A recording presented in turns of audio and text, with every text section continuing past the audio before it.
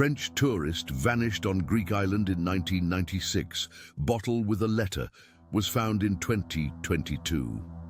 The ferry's engine coughed to life that grey October morning, cutting through the mist that clung to Penobscot Bay like a shroud. Margaret Fletcher, the ferry captain's wife, remembered the exact moment she first laid eyes on him, not because he was remarkable, but because he was so perfectly unremarkable that it somehow made him stand out among the handful of passengers. Making the crossing to Cedar Point Island, he sat alone on the worn wooden bench, a modest brown leather satchel clutched in his lap, wearing a navy peacoat that had seen better days. His hair, sandy and thinning at the crown, was combed with the precision of someone who had spent a lifetime in routines. Thomas Mitchell, according to the passenger manifest, though Margaret wouldn't learn his name until much later. 47 years old, from Boston, with eyes that held the kind of quiet exhaustion that comes from too many years of the same conversations, the same commute, the same predictable life. What struck her most wasn't his appearance, but his stillness. While other passengers fidgeted with phones or gazed out at the churning water, Thomas sat motionless, staring at his hands as if they might hold answers to questions he'd never learned to ask. The October wind whipped across the deck, sending spray across the windows, but he didn't seem to notice. He was somewhere else entirely, lost in thoughts that seemed to weigh on him like stones in his pockets. Margaret had been making this run for 15 years, ferrying tourists and locals between the mainland and the scattered islands that dotted the bay. She'd learned to read people in those 15 years, the excited families heading to summer cottages, the lonely retirees seeking solitude, the young couples running toward or away from something. But Thomas Mitchell didn't fit any of her usual categories. He carried himself like a man who had made a decision he couldn't quite explain, even to himself. The crossing took 45 minutes, and for most of it, Thomas remained in that same position, lost in contemplation. Only when the ferry's horn announced their approach to Cedar Point's weathered dock did he finally look up, and Margaret caught a glimpse of something in his expression that made her stomach tighten with inexplicable unease. It wasn't fear exactly, but something close to it, a kind of resigned anticipation, as if he were keeping an appointment he'd rather avoid. Cedar Point Island stretched before them like a sleeping giant, its shoreline dotted with weathered cottages and fishing boats bobbing in the harbor. The island was barely 3 miles long and half as wide, home to fewer than 200 year-round residents who made their living from the sea or the occasional tourist brave enough to venture out during the off-season. October was particularly quiet. Most summer visitors had long since returned to their lives on the mainland, leaving behind an island that felt both peaceful and unnaturally still. The Seaside Inn sat perched on a bluff overlooking the harbor, its white clapboard siding and green shutters giving it the kind of timeless New England charm that appeared on postcards and in the dreams of city dwellers. Eleanor Hartwell had been running the inn for 23 years, ever since her husband passed and left her with a mortgage and a building full of memories.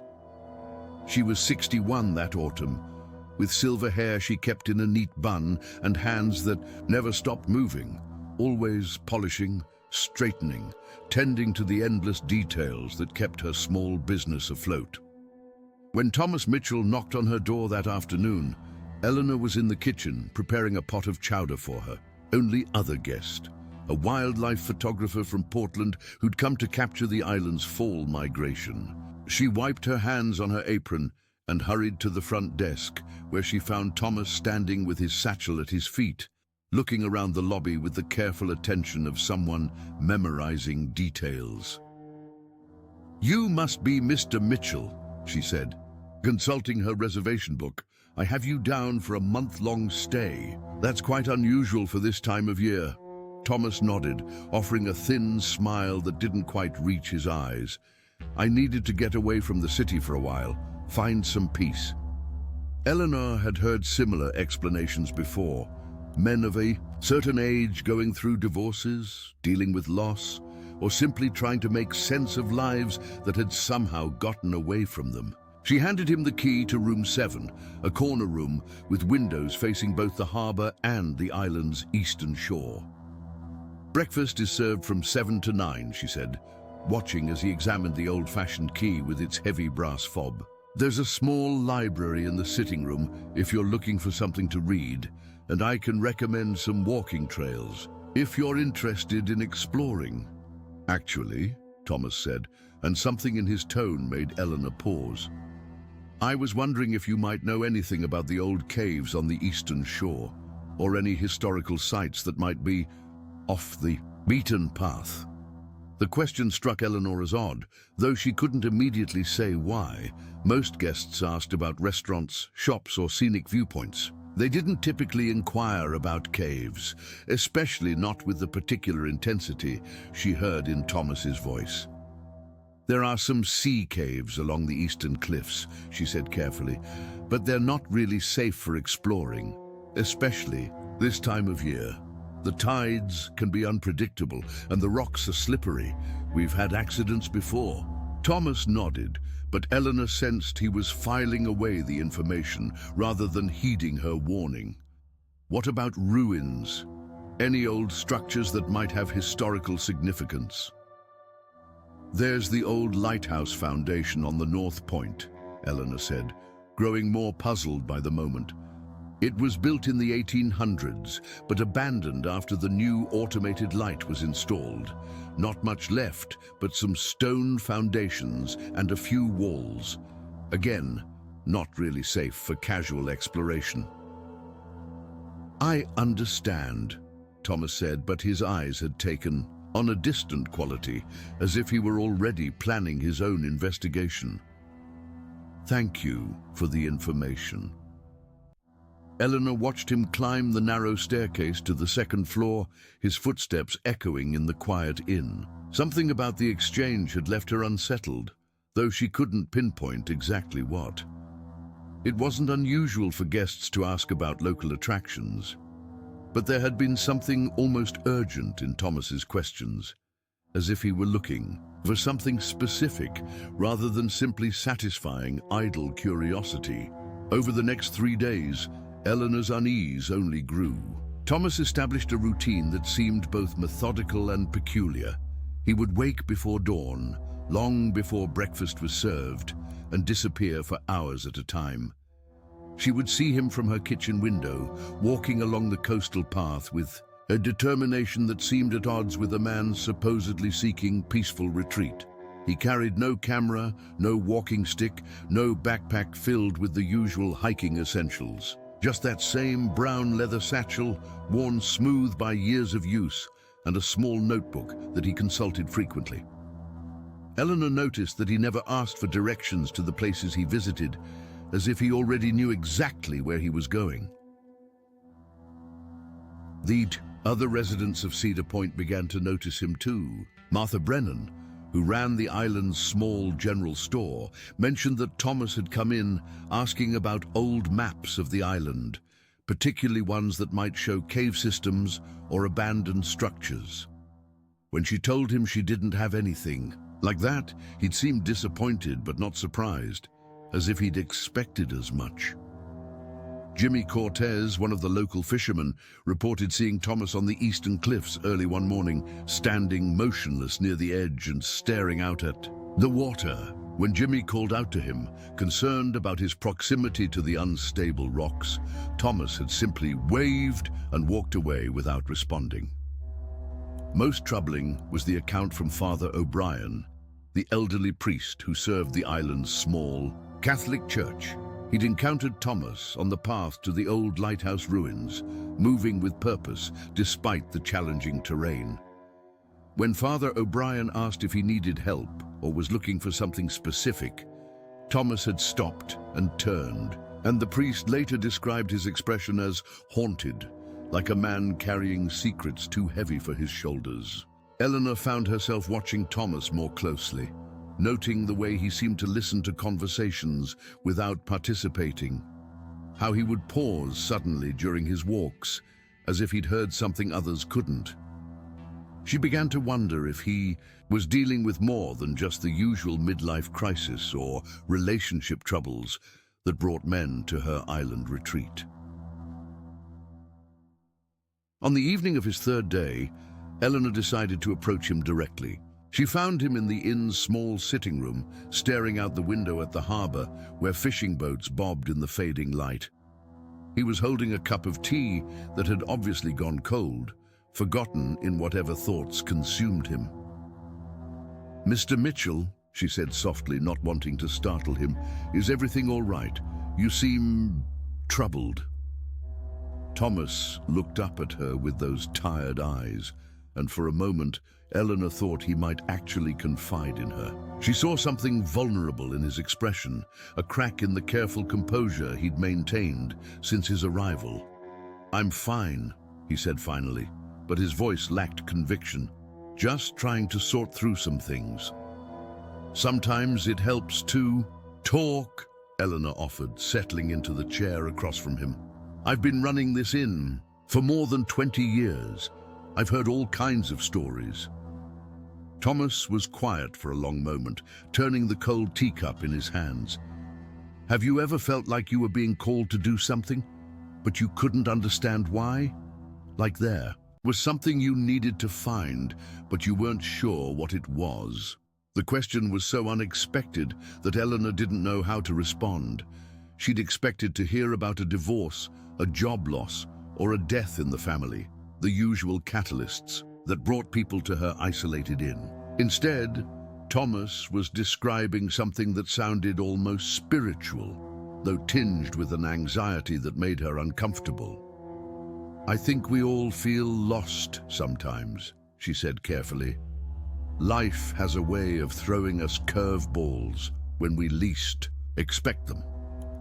"This is different," Thomas said, and there was something in his voice that made Eleanor's skin prickle. "I've been having these dreams, not nightmares exactly, but messages, like someone is trying to tell me something important." Eleanor felt a chill that had nothing to do with the October evening. "What kind of messages?" Thomas looked directly at her for the first time since she joined him, and she saw something in his eyes that made her deeply uneasy. "I keep dreaming about this place, about the caves you mentioned, the old ruins. I see myself walking through them, searching for something, and there are voices, always voices, just at the edge of hearing. They seem familiar, but I can't make out what they're saying." "Dreams can be powerful," Eleanor said, struggling to keep her voice steady, "but they're not always literal. Sometimes they're just our minds trying to process stress or change." "Retreat. That's what I thought at first," Thomas said, "but they're so vivid, so specific. I see details of places I've never been, and then I come here and find that they actually exist. The path to the lighthouse, the way the cliffs curve near the eastern shore. It's all exactly as I've seen it in my sleep." Eleanor felt her mouth go dry. "Mr. Mitchell, I think perhaps you should consider speaking with someone. A counselor, maybe, or..." "You think I'm losing my mind," Thomas interrupted, but there was no anger in his voice, only a kind of sad acceptance. "I've wondered the same thing, but I can't shake the feeling that I'm supposed to be here, that there's something I need to understand." Before Eleanor could respond, Thomas stood and walked to the window, pressing his palm against the glass. "Do you hear that?" he asked quietly. Eleanor listened, but all she could hear was the usual evening sounds of the island, the wind through the trees, the distant lapping of waves against the shore, the occasional call of a seabird. "I don't hear anything unusual," she said. Thomas nodded as if he'd expected as much. "It's probably nothing, just the wind." But Eleanor could see the tension in his shoulders, the way his hand trembled slightly against the glass. Whatever Thomas Mitchell was experiencing, it was real to him, and it was affecting him deeply. She made a mental note to keep a closer eye on him, and perhaps to discreetly contact the island's part-time constable, just in case. That night, Eleanor lay awake in her bed.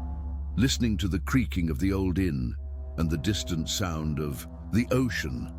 She found herself thinking about Thomas's words, about the dreams and voices he'd described. She'd lived on Cedar Point her entire life, and she knew its legends and ghost stories as well as anyone. But she'd never put much stock in such things, preferring to focus on the practical realities of running a business and maintaining a life in an isolated place. Still, she couldn't shake the feeling that Thomas Mitchell was more than just a troubled man seeking solitude. There was something about his presence on the island that felt significant, as if his arrival had set something in motion that she couldn't yet understand. As she finally drifted off to sleep, Eleanor found herself hoping that whatever Thomas was searching for, he would find it soon and leave her peaceful island undisturbed. She had no way of knowing that the next morning would bring changes that would haunt Cedar Point Island for decades to come, or that Thomas Mitchell's search for answers would lead to mysteries that would prove far more disturbing than any ghost story she'd ever heard. The morning of October 15th dawned grey and still, with a mist that clung to the island like a damp shroud. Eleanor Hartwell woke at her usual time, 5:30, and immediately felt that something was wrong. The inn was too quiet, even for the off-season. She dressed quickly and made her way downstairs to begin her morning routine, checking first on the wildlife photographer in room 3, who was already up and organizing his equipment for the day's shoot. "Have you seen Mr. Mitchell this morning?" she asked, trying to keep her voice casual. The photographer, a thin man named David Chen, shook his head. "Haven't seen him since yesterday evening. He seemed to be preparing for something, though. I heard him moving around in his room quite late last night." Eleanor felt a familiar knot of anxiety forming in her stomach. She climbed the stairs to the second floor and knocked gently on the door of room 7. When there was no response, she knocked again, more firmly this time. "Mr. Mitchell, are you all right?" Silence. Eleanor tried the handle and found it unlocked. She pushed the door open slowly, calling out as she entered. "Mr. Mitchell, I'm just checking to make sure you're okay." The room was empty, but something about it struck her as strange. The bed was made with military precision, the corners tucked so tightly that they could have bounced a quarter. Thomas's few belongings were arranged with an almost obsessive orderliness. His clothes folded and stacked in perfect piles, his toiletries aligned precisely on the bathroom counter, his brown leather satchel placed exactly in the center of the small writing desk. But it was what she found inside the satchel that truly alarmed her. Eleanor had never been one to pry into guests' personal belongings, but something compelled her to look. Inside, she found Thomas's wallet with his identification and credit cards intact, his return ferry ticket to the mainland, and a small notebook filled with meticulous handwriting. The notebook's contents made her blood run cold. Page after page contained detailed sketches of locations around the island, the sea caves, the lighthouse ruins, various paths and rock formations. But more disturbing were the written notes, which seemed to document conversations with people Eleanor had never seen on the island. "Met with R&J near the old foundation," one entry read. "They confirmed the location. Tomorrow night." Another entry, dated just 2 days earlier, said, "They're watching the inn. Need to be careful about timing." Eleanor's hands trembled as she read entry after entry that suggested Thomas had been in contact with people she knew nothing about. The final entry, dated the previous evening, was the most troubling of all. "It's time. They've been patient, but they won't wait much longer. The dreams are getting stronger. I can hear them calling even when I'm awake now. If something happens to me, I want people to know that I came here willingly. This is something I have to do." Eleanor sank into the desk chair, her mind reeling. The careful, methodical man she'd been worried about was apparently involved in something far more complex than she'd imagined. But involved in what? And who were the mysterious R and J he'd referenced? She quickly searched the rest of the room, looking for any other clues about where Thomas might have gone or what he might be involved in. In the wastebasket, she found several crumpled drafts of what appeared to be a letter, all written in Thomas's precise handwriting. She smoothed out the most complete version and read, "If you're reading this, then something has gone wrong. I want you to know that I made this choice freely, even if I don't fully understand why. The dreams started 3 months ago, always the same. Voices calling me to Cedar Point Island, showing me places I'd never seen, but somehow knew intimately. I tried to ignore them, but they only grew stronger. I am not a man given to flights of fancy. I've spent my life in accounting, dealing with numbers and facts and things that can be verified. But I cannot deny what I've experienced. The voices are real, and they're connected to something that happened on this island long ago. I believe I'm meant to help bring some kind of resolution, even if I don't understand what that means. If something happens to me, please don't assume it was an accident. There are people here who know more than they're willing to say. Look for the ones who watch but don't speak, who seem to know things they shouldn't. Trust your instincts, and don't let them convince you that the truth is simpler than it appears." Eleanor read the letter 3 times, her anxiety growing with each reading. She thought about Thomas's strange questions, his solitary walks, the way he seemed to be listening to things others couldn't hear. She thought about the references to people named R and J and to watchers at the inn. Suddenly, she felt exposed and vulnerable in the empty room. If Thomas's letter was to be believed, there were people on the island who were involved in something secretive and potentially dangerous. She quickly gathered up the notebook and the letter, locked the room, and hurried downstairs to call the island's part-time constable. Robert Bobby Walsh had been Cedar Point's constable for 12 years, a job that mostly involved mediating disputes between neighbors and occasionally dealing with drunk tourists. He was 55 years old, with graying hair and the kind of steady demeanor that made people trust him instinctively. When Eleanor called him that morning, her voice shaking with anxiety, he was at his kitchen table reading the morning paper and drinking coffee. "Bobby, I need you to come to the inn right away," Eleanor said. "One of my guests has disappeared, and I think something might be wrong." Bobby arrived within 20 minutes, his official bearing somewhat undermined by the fact that he was still wearing his house slippers. Eleanor met him at the door and quickly explained about Thomas's absence, showing him the notebook and the letter she'd found. Bobby read through the materials with growing concern. Like Eleanor, he'd lived on Cedar Point his entire life, and he knew every permanent resident by name. The references to mysterious watchers and clandestine meetings were deeply troubling, especially since he had no knowledge of any such activity. "Did you notice anything unusual about Mr. Mitchell's behavior while he was here?" Bobby asked, settling into one of the inn's comfortable chairs to take notes. Eleanor described Thomas's strange questions about caves and ruins, his solitary walks, and the conversation about dreams and voices. As she spoke, Bobby's expression grew increasingly serious. "I'm going to need to search his room more thoroughly," Bobby said. "And I think we should start asking around the island to see if anyone saw him last night or early this morning." The search of Thomas's room yielded few additional clues. His belongings were still arranged with that same obsessive precision, and there was no sign of struggle or hasty departure.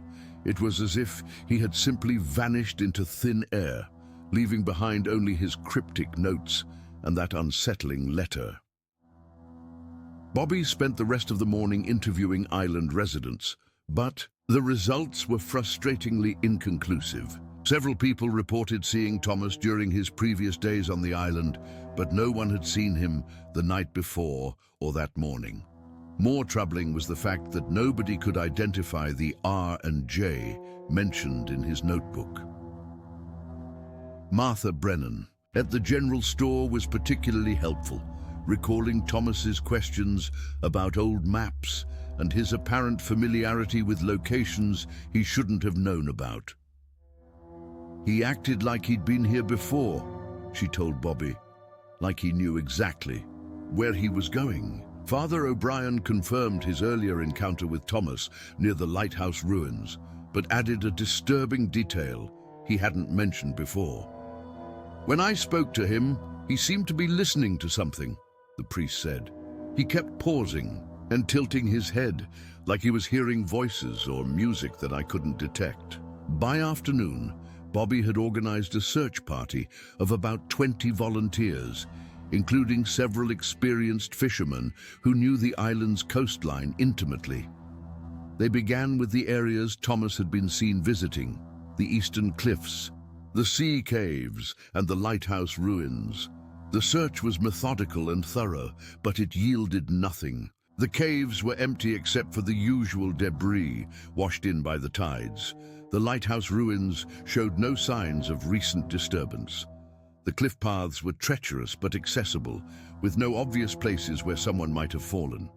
As the day wore on, Bobby began to consider more troubling possibilities. The references in Thomas's notebook to meetings with unknown individuals suggested that his disappearance might not be accidental. But the island was small and close-knit, and Bobby couldn't imagine how strangers could be operating without his knowledge.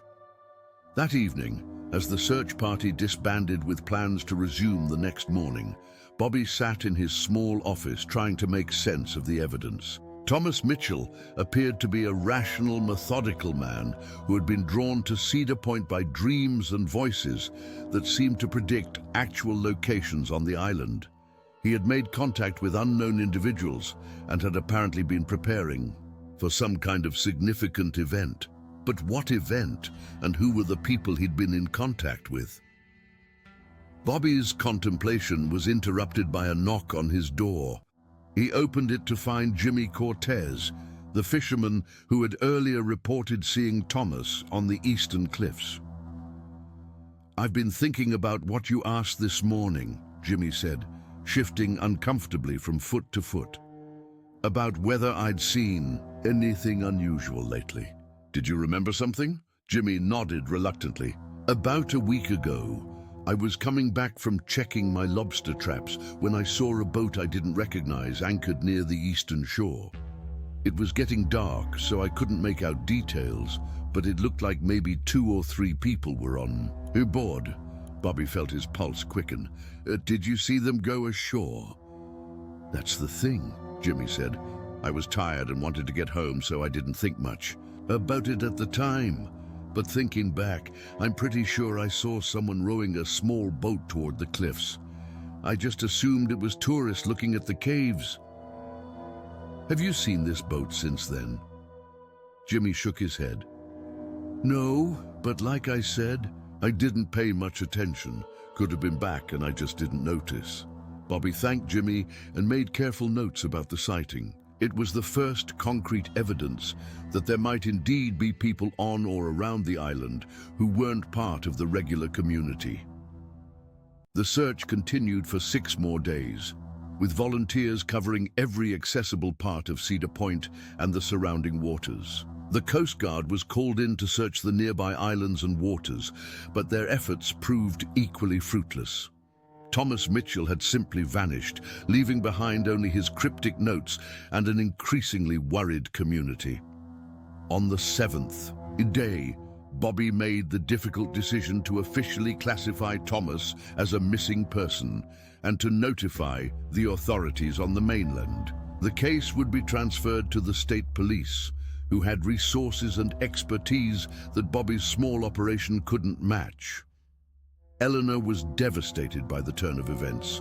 She'd been running the Seaside Inn for more than 20 years without incident, and now she felt responsible for the safety of a guest who had disappeared under mysterious circumstances. She found herself checking and rechecking the locks on the inn's doors, jumping at every unexpected sound. The other island residents were equally unsettled. Cedar Point was the kind of place where everyone knew everyone else's business, where strangers were noticed and mysterious activities were impossible to hide. The idea that someone could simply vanish without a trace challenged their fundamental understanding of their small, safe community. As the weeks passed, life on Cedar Point gradually returned to something resembling normal. The tourists stopped coming as winter approached and the island settled into the quiet rhythm of the off-season. But the mystery of Thomas Mitchell's disappearance lingered like a shadow over the community.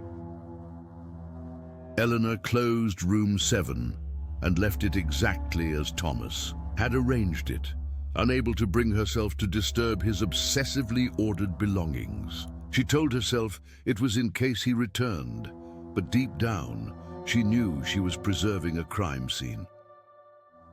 The state police investigation continued for several months, but it yielded no new leads. Thomas's background check revealed nothing suspicious. He was exactly what he appeared to be, a middle-aged accountant from Boston with no criminal record and no known enemies. His financial records showed no unusual transactions, and his family and friends could offer no explanation for his sudden decision to spend a month alone on an obscure island. The case officially remained open, but as winter gave way to spring and spring to summer, it became clear that Thomas Mitchell had joined the ranks of people who simply disappear without explanation. Eleanor gradually resumed normal operations at the inn, though she never again rented room 7 to a guest.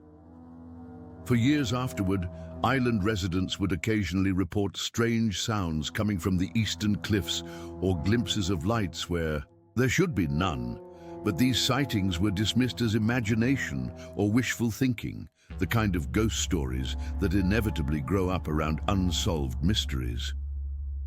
The truth about Thomas Mitchell's disappearance seemed destined to remain, forever unknown, buried as deep as the man himself might be. Eleanor kept his notebook and letter locked in her desk drawer, sometimes taking them out to read on quiet winter evenings, searching for clues that might have been overlooked. But the island kept its secrets, and Thomas Mitchell became just another story told in hushed tones during long winter nights, a reminder that even in the most peaceful places, darkness can intrude without warning, leaving behind only questions that may never be answered. 26 years passed before Thomas Mitchell's name was spoken again on Cedar Point Island. 26 years during which the seaside inn changed hands twice. Room 7 was finally renovated and rented to guests, and most of the people who remembered the quiet accountant from Boston had either died or moved away. The island itself had evolved too, with better ferry service and upgraded facilities, attracting a new generation of tourists who knew nothing of the man who had vanished without a trace in the autumn of 1997. Eleanor Hartwell had passed away in 2018, taking with her the notebook and letter that had been her burden for so many years. Her niece, Sarah Hartwell Murphy, inherited the inn and found the documents while sorting through Eleanor's personal effects. Sarah was only 5 when Thomas disappeared, but she remembered the way her aunt would sometimes stare out at the eastern cliffs with a troubled expression, as if she were waiting for something that would never come. The mystery might have remained permanently buried if not for the Brennan family's annual sailing expedition in September 2023. Tom Brennan, the grandson of Martha Brennan, who had run the island's general store, had become a successful marine biologist specializing in coastal ecosystems. Each year, he brought his family to Cedar Point for a week-long sailing trip, partly for vacation and partly to study the changing marine environment around the island. It was his 12-year-old daughter, Emma, who spotted the green bottle wedged between the rocks near the southern tip of the island. The location was unusual, a narrow inlet that most boats couldn't navigate, accessible only during low tide and calm weather. Emma had been exploring the tide pools while her father collected water samples, and the bottle's emerald color caught her attention against the dark granite. "Dad, look at this," Emma called out, carefully working the bottle free from its rocky prison. "There's something inside." Tom examined the bottle with the careful attention of a scientist. It was clearly old, its glass clouded by years of exposure to salt water and sun. Inside, he could see what appeared to be papers wrapped in multiple layers of plastic. The cork was sealed with what looked like melted wax, suggesting whoever had put it there had been serious about protecting its contents. "It's probably just someone's vacation message," Tom said. But something about the bottle intrigued him. The location where they'd found it was remote and difficult to access, not the kind of place where tourists typically left bottles for fun. That evening, back at the cottage Tom's family rented each year, he carefully opened the bottle. The papers inside were indeed protected by multiple layers of plastic sheeting, and when he finally unwrapped them, he found 3 handwritten pages that made his blood run cold. The letter was dated October 14th, 1997, and signed Thomas Mitchell, Room 7, Seaside Inn. Tom immediately recognized the name. His grandmother had mentioned the missing accountant many times over the years, and the story had become part of Cedar Point's unofficial folklore. The letter began with an apology. "I'm sorry for the confusion and worry this will cause. I want everyone to know that I came to Cedar Point willingly, and that whatever happens to me here is connected to something much larger than a simple vacation gone wrong." Tom read the letter 3 times, his scientific mind struggling to process the implications. If this was genuine, it represented the first new evidence in the Thomas Mitchell case in more than 2 decades. But the letter's contents were deeply disturbing, describing experiences that seemed to border on the supernatural. "The voices are constant now," Thomas had written. "They're not in my head, I'm certain of that. They're coming from somewhere, on the island, calling me to places I've never been, but somehow know intimately. I've tried to ignore them, but they only grow stronger. They're connected to something that happened here long ago, something that was never resolved." The letter went on to describe meetings with people Thomas identified only as R and J, individuals who seemed to know about his dreams and who claimed to have been waiting for him. "They say I'm part of something that began decades ago, that my coming here was inevitable. I don't understand what they mean, but I feel the truth of it in my bones." Most troubling were the letter's final paragraphs. "I know now that I won't be leaving Cedar Point, not alive anyway. But this isn't about death. It's about completing something that should have been finished long ago. The people here, the ones who watch and wait, they're not evil. They're trapped, just like I am now. We're all part of the same story, and that story needs an ending." Tom's hands shook as he finished reading. The letter was signed and dated, but there was a postscript that made his stomach lurch. "If you're reading this, then the bottle made it to shore safely. I'm throwing it from the eastern cliffs at high tide, hoping the currents will carry it far enough away that it won't be found for years. By then, maybe someone will be able to understand what happened here and why it was necessary." Tom immediately called the state police, who put him in touch with Detective Lisa Chen, a specialist in cold cases. Chen had heard of the Thomas Mitchell disappearance, but had never worked on it directly. When Tom described the letter's contents, she agreed to come to Cedar Point the next morning. Detective Chen arrived on the first ferry, accompanied by a forensics specialist who began the delicate process of authenticating the letter. The paper showed signs of age, consistent with being sealed for 26 years, and the handwriting matched samples from Thomas's notebook that had been preserved in the case file. "This is definitely genuine," Chen told Tom after the initial analysis. "The question is, what does it tell us about what happened to Mr. Mitchell?" Chen spent 3 days on Cedar Point, interviewing longtime residents and reviewing the original case file. She was particularly interested in the references to R and J, the mysterious individuals Thomas claimed to have met with.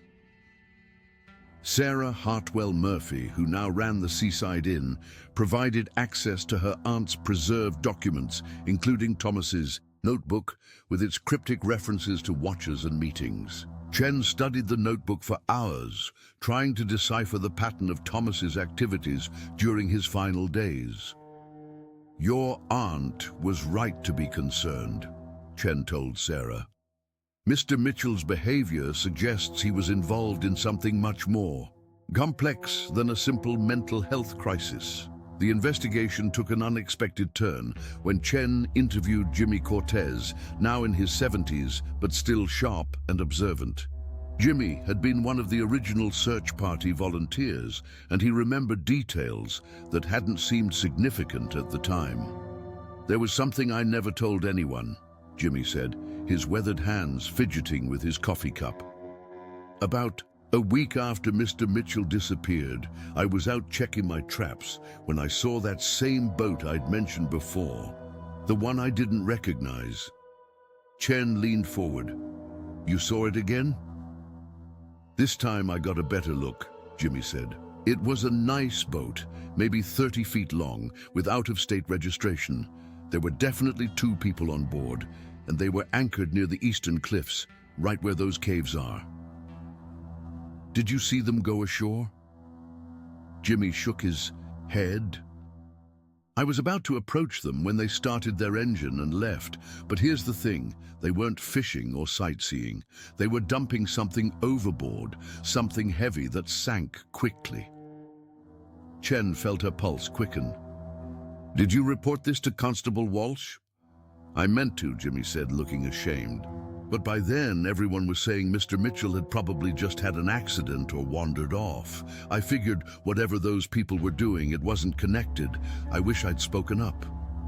Chen spent the next day examining the waters near the eastern cliffs, but 26 years of tides and storms had likely buried or scattered any evidence that might have been there. Still, Jimmy's account provided crucial context for understanding Thomas's letter. The investigation might have stalled again, if not for an unexpected development. Dr. Patricia Fleming, a retired psychiatrist who had moved to Cedar Point 5 years earlier, contacted Chen after hearing about the renewed investigation. "I think I might have information about the people Mr. Mitchell was meeting with," Dr. Fleming said. "But you're not going to like what I have to tell you." Dr. Fleming had spent her career studying what she called collective psychological phenomena, cases where multiple people shared similar experiences or delusions. She had moved to Cedar Point partly for retirement and partly to study the island's unusual history of unexplained disappearances. Mr. Mitchell wasn't the first person to disappear from Cedar Point under mysterious circumstances, Dr. Fleming explained. Over the past century, there have been at least 6 documented cases of people vanishing without explanation. Always single individuals, always after reporting strange dreams or hearing voices. Chen reviewed the historical records and found that Dr. Fleming was correct.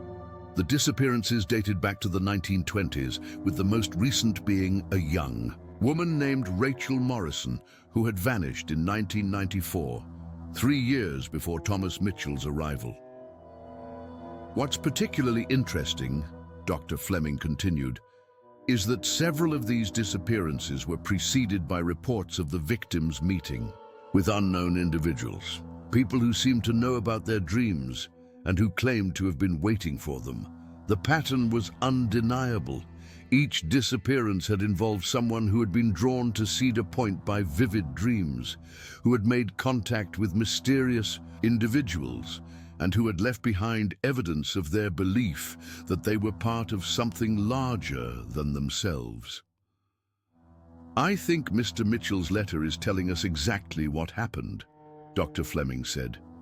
"He became involved with people who had been operating on this island for decades, people who were somehow connected to these recurring disappearances. Chen felt a chill that had nothing to do with the October weather. Are you suggesting there's some kind of organized group responsible for these disappearances? Dr. Fleming nodded grimly. I think there's a network of people who have been using Cedar Point as a hunting ground for vulnerable individuals. They identify people who are experiencing psychological distress, manipulate them through suggestion and psychological pressure, and then dispose of them. The theory was disturbing, but it explained many of the puzzling aspects of Thomas's case. His dreams about the island could have been the result of subtle psychological manipulation, possibly through online interactions or other forms of remote influence.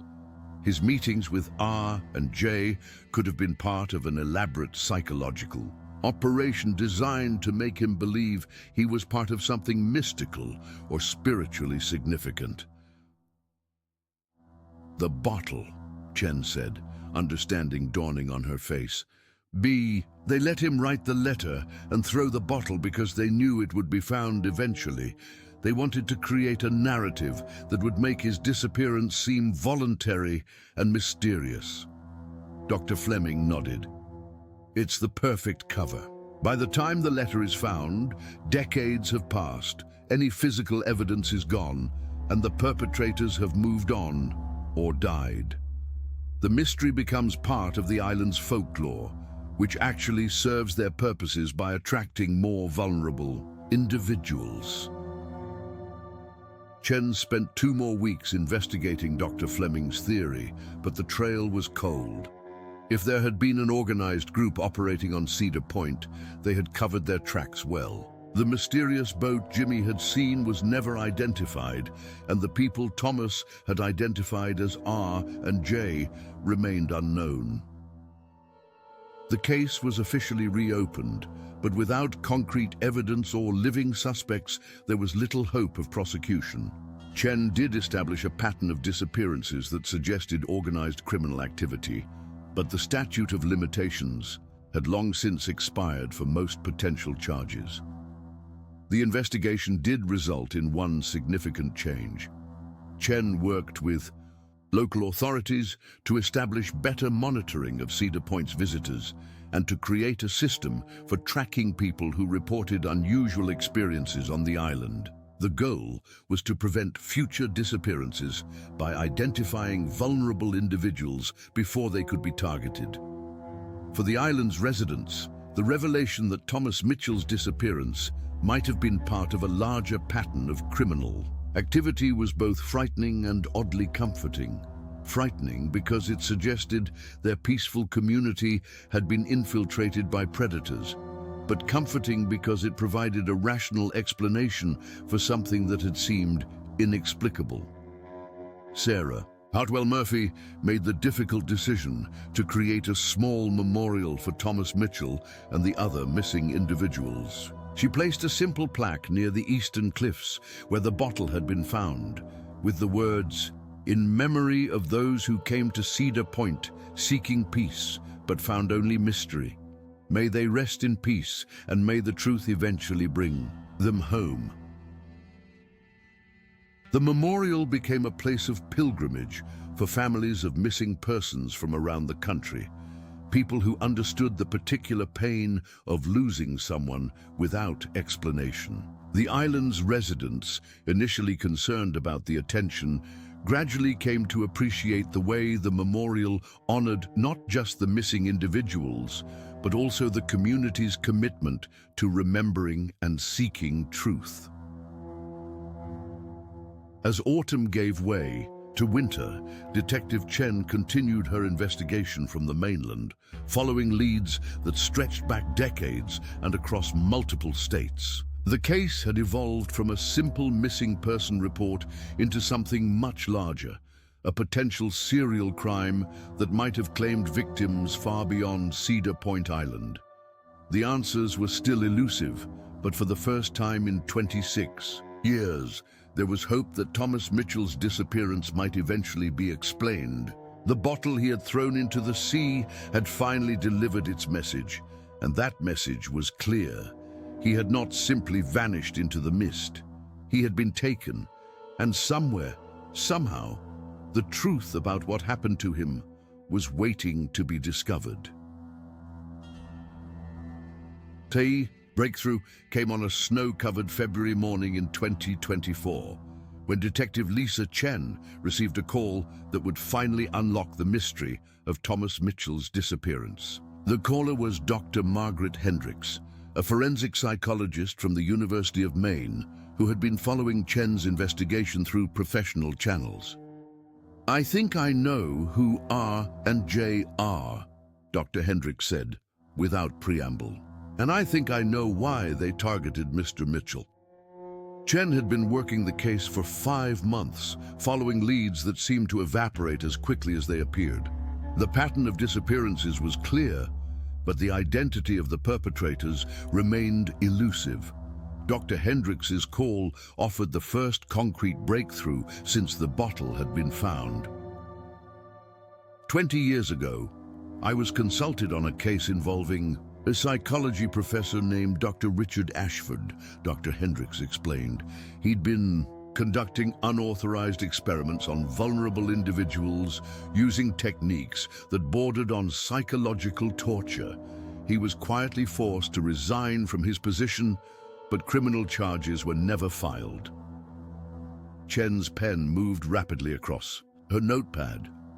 What kind of experiments? Ashford was obsessed with what he called induced psychological dependency, Dr. Hendricks said. He believed he could create artificial mystical experiences in subjects by manipulating their environment and psychological state. He would identify people going through personal crises, then gradually convince them they were having supernatural experiences. The description sent chills through Chen. It perfectly matched the pattern of Thomas Mitchell's experience. The dreams, the sense of being called to the island, the belief that he was part of something larger than himself. The R could be Richard Ashford, Chen said. What about J? Dr. Hendricks paused. Ashford had a research assistant named Dr. Jennifer Walsh. She disappeared around the same time he was forced to resign.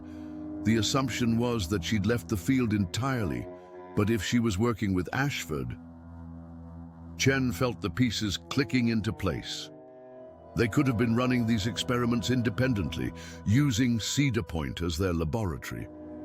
It gets worse, Dr. Hendricks said. I've been reviewing Ashford's published research from before his dismissal. He was particularly interested in isolated island communities and their psychological effects on visitors. He published several papers on what he called geographic psychological induction, the idea that certain places could trigger specific psychological responses in susceptible individuals. Over the following weeks, Chen built a comprehensive profile of Dr. Richard Ashford and Dr. Jennifer Walsh. Ashford had been a brilliant but ethically questionable researcher who had become increasingly radical in his methods. Walsh had been his protégé, a promising young psychologist who had gradually been drawn into his unethical experiments. Both had disappeared from academic life in the mid-1990s, right around the time the Cedar Point disappearances had begun. Chen traced their movements through employment records, credit reports, and property transactions, slowly building a picture of two individuals who had gone underground but had never stopped their research. The breakthrough came when Chen discovered that a holding company with ties to both Ashford and Walsh had purchased a remote property on the Maine coast in 1995. The property was on a small island called Ravens Point, about 60 miles from Cedar Point, and it included a large house and several outbuildings that could have served as a research facility. Chen obtained a warrant to search the property, and what she found there confirmed her worst fears. The house had been converted into a sophisticated psychological research facility, complete with monitoring equipment, isolation chambers, and detailed records of dozens of subjects who had been brought there over the years. The records told a horrifying story. Ashford and Walsh had been systematically targeting psychologically vulnerable individuals, using techniques borrowed from brainwashing and cult indoctrination to convince their subjects they were having mystical experiences. They would identify potential victims through online support groups, social media, and other sources, then gradually manipulate them into believing they were being called to participate in something spiritually significant.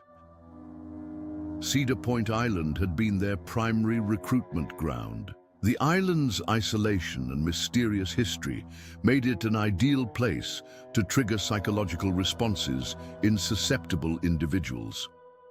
Ashford and Walsh would approach their targets during their stays on the island, claiming to be fellow seekers or spiritual guides who could help them understand their experiences. Thomas Mitchell's file was among the most detailed in their records. The documents showed that Ashford and Walsh had been monitoring him for months before his trip to Cedar Point, tracking his online activity and identifying him as an ideal subject for their experiments. Subject exhibits classic signs of midlife, existential crisis, one report noted. Divorced, living alone, seeking meaning and connection, highly susceptible to spiritual, mystical suggestion. The records showed that Ashford and Walsh had used a combination of psychological manipulation, mind-altering drugs, and environmental control to convince Thomas that he was experiencing supernatural phenomena. They had fed him information about Cedar Point's history and geography, then presented themselves as guides who could help him understand his calling. Chen's investigation revealed that Thomas had been taken to the Ravens Point facility, where he had been subjected to weeks of psychological experimentation. The records indicated that he had initially resisted their efforts, maintaining some awareness that he was being manipulated. But gradually, the combination of isolation, drugs, and psychological pressure had broken down his resistance. The final entries in Thomas's file were the most disturbing. They showed that he had eventually become completely dependent on his captors, believing that his survival depended on their approval and guidance. The experiments had essentially destroyed his personality, leaving him a hollow shell of his former self. Subject has achieved complete psychological dependency, the final report noted. Believes his existence has meaning only through participation in the work, recommending integration into permanent research staff. Chen realized with horror that Thomas Mitchell hadn't been killed. He had been psychologically destroyed and then forced to participate in the same experiments that had destroyed him. The references in his letter to being trapped and to the need to complete something took on new meaning in this context. The investigation of Ravens Point revealed evidence of at least 15 individuals who had been subjected to similar treatment over the years. Some had been driven to suicide by the psychological trauma, while others had been integrated into the research operation as both subjects and assistants. The facility had been operating for nearly 3 decades, with Ashford and Walsh gradually expanding their operation and refining their techniques. But by the time Chen's investigation reached Ravens Point, the facility had been abandoned for several years. The records showed that the operation had been shut down in 2019 after Ashford's death from cancer. Walsh had disappeared again, taking with her any remaining subjects who had been integrated into the operation. Chen's investigation revealed that Thomas Mitchell had likely died in 2018, shortly before the facility was abandoned. The records showed that his psychological condition had deteriorated to the point where he was no longer useful as either a subject or an assistant. His body had been disposed of at sea, joining the remains of other subjects who had not survived. The experiments. The bottle containing Thomas's letter had been thrown into the ocean not in 1997, as the letter suggested, but in 2018, as part of Walsh's plan to create a false narrative about his disappearance. The letter had been written under duress, with Walsh dictating much of its content to create the impression that Thomas had voluntarily participated in something mystical and meaningful. The revelation that Thomas Mitchell had been held captive for more than 20 years, subjected to psychological torture that had eventually destroyed his mind and spirit, sent shockwaves through the communities that had known him. His former colleagues in Boston, who had always wondered about his sudden decision to take a solo vacation, were devastated to learn that his disappearance had been part of an elaborate criminal operation. Eleanor Hartwell's family was equally affected by the revelation. Sarah Hartwell Murphy realized that her aunt had been right to be concerned about Thomas's behavior and the mysterious references in his notebook. Eleanor had sensed that something was wrong, but she could never have imagined the true scope of the horror that had unfolded. Chen's investigation eventually led to the arrest of Dr. Jennifer Walsh, who was found living under an assumed name in a small town in Montana. At her trial, Walsh showed no remorse for her crimes, maintaining that she and Ashford had been conducting legitimate research that would have advanced human understanding of consciousness and psychological manipulation. The evidence against Walsh was overwhelming. She was convicted on multiple counts of kidnapping, assault, and conspiracy, and sentenced to life in prison without the possibility of parole. The trial revealed additional details about the scope of Ashford and Walsh's operation, including evidence that they had been planning to expand their research to other isolated communities. For the families of the other victims, Walsh's conviction provided some measure of closure, but it could never fully heal the wounds caused by decades of uncertainty and grief. Many of the victims' remains were never recovered, and some families continued to hope against hope that their loved ones might still be alive somewhere. The investigation also revealed the extent to which Ashford and Walsh had been able to operate without detection for so long. Their use of isolated locations, their careful selection of victims who were unlikely to be missed, and their sophisticated understanding of psychological manipulation had allowed them to evade law enforcement for decades. Chen's final report on the case ran to more than 500 pages and became a model for investigating similar cases of psychological manipulation and long-term captivity. The techniques used by Ashford and Walsh were studied by law enforcement agencies around the world, and new protocols were developed to identify and prevent similar crimes. For Cedar Point Island, the resolution of the Thomas Mitchell case brought both relief and sorrow. The community was relieved to finally understand what had happened to the quiet accountant who had disappeared so mysteriously, but they were horrified to learn that their peaceful island had been used as a hunting ground for predators. The island's residents established a foundation in Thomas Mitchell's memory, dedicated to supporting families of missing persons and funding research into psychological manipulation and cult-like behavior. The foundation also worked to educate vulnerable individuals about the warning signs of psychological predators and the techniques they use to identify and groom potential victims. Sarah Hartwell Murphy updated the memorial plaque near the eastern cliffs, adding Thomas's name and the dates of his actual captivity. The memorial became a place of pilgrimage for people who had survived psychological manipulation or who had lost loved ones to similar crimes.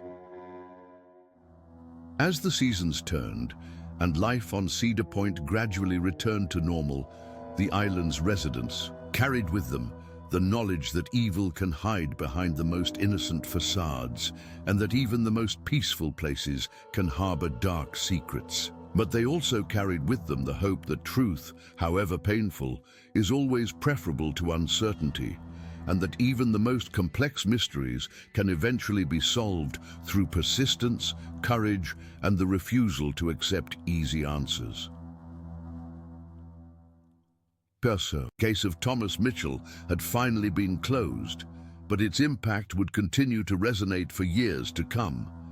His story had become a cautionary tale about the vulnerability of the human psyche and the terrible consequences of scientific research, conducted without ethical constraints. But it was also a story of resilience, community, and the power of truth to provide healing even in the face of unimaginable horror. Thomas Mitchell had sought peace on a remote island and instead found himself trapped in a nightmare that lasted more than 20 years. But his letter, thrown into the sea as a desperate plea for help, had finally reached its destination. The truth about his fate had been revealed, and his memory would live on as a reminder that no one should ever have to face darkness alone. The story of Thomas Mitchell and the other victims of Dr. Richard Ashford and Dr. Jennifer Walsh serves as a powerful reminder of the importance of vigilance, community support, and the courage to speak up when something doesn't seem right. If you or someone you know has been affected by psychological manipulation or cult-like behavior, please reach out to local authorities or organizations that specialize in helping survivors of such crimes. The families of missing persons deserve our support and understanding as they navigate the difficult journey of not knowing what happened to their loved ones. By sharing these stories and staying informed about the warning signs of predatory behavior, we can work together to prevent similar tragedies from occurring. Thank you for taking this emotional journey with us. If this story has touched your heart, please consider subscribing to our channel for more true crime content that honors the memory of victims while educating viewers about the realities of crime and its impact on communities. Your support helps us continue to bring these important stories to light. Please leave a comment below, sharing your thoughts on this case or any similar experiences you may have had. Your engagement helps build a community of people who care about justice and truth. Don't forget to like this video and share it with others who might benefit from hearing Thomas Mitchell's story. Until next time, remember that every missing person has a story, and every story deserves to be told.